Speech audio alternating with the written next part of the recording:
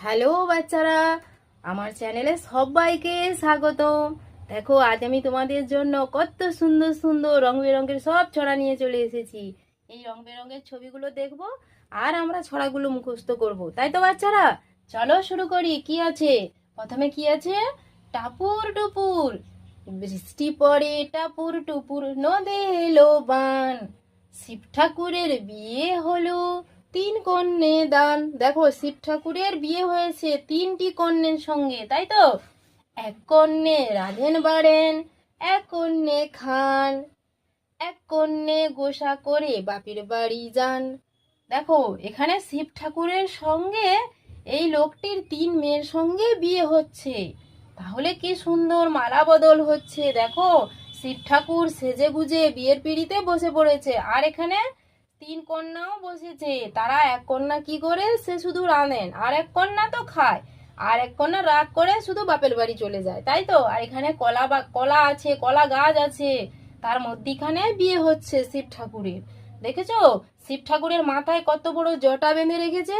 সে তিন কন্যার সাথে বিয়ে করছে, আর এখানে কনে বউ কি সুন্দর সেজেছে। দেখো, কত গয়নাগাটি পরেছে, তিন কন্যে সেজেছে। আর এখানে পাশে দেখো শিবের ত্রিশূল রাখা আছে, দিয়ে সে তিনটি কন্যাকে বিয়ে করছে শিব ঠাকুর, তাই তো বাচ্চারা? বুঝতে পেরেছো তো? চলো, এরপরে কি আছে? এরপরে কি আছে? দিগনগরের বুড়ি। এখানে একজন বুড়ি তিনটে মেয়েকে নিয়ে এসছে। কি বলতে চাইছে? তাহলে চলো আমরা ছড়াটি পড়ে জানতে পারবো, তাই তো? দিগনগরের বুড়ি এলো, তিনটি মেয়ে মুঠোয় ধরে। বাবা, তিনটি মেয়েকে মুঠোয় ধরে এনেছে। কেন এনেছে? চলো তাহলে।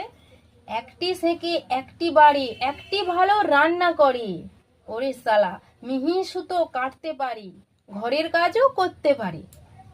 ও গিন্নিমা কিনবে নাকি একটি মেয়ে আদর করে?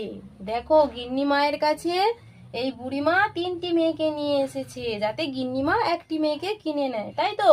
একটি মেয়ে ভালো রাঁধতে পারে, একটি মেয়ে ভালো সুতো কাটতে পারে, তাই তো বাচ্চারা? এখানে একটি মেয়ে লাল, আর একটি নীল, একটা কত সুন্দর সব জামা পরে আছে। জামা নয়, আগেকার দিনে ওরা শাড়ি পরতো, শাড়ি পরে এসেছে। আর এখানে গিন্নিমা দেখো কি সুন্দর সেজেছে, লাল পেরে সাদা শাড়ি পরে আছে। গিন্নিমা হয়তো একটি মেয়ে কিনে নেবে, তাই বলছে এখানে ছড়াটিতে।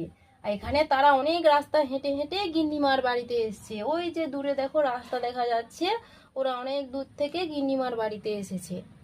তো বুঝতে পেরেছো তো বাচ্চারা? তোমরা অবশ্যই ভিডিওটি লাইক এবং সাবস্ক্রাইব করে রাখবে। আমি যখন আবার ছড়া নিয়ে আসবো তোমাদের কাছে নোটিফিকেশন চলে যাবে। কেমন? টাটা।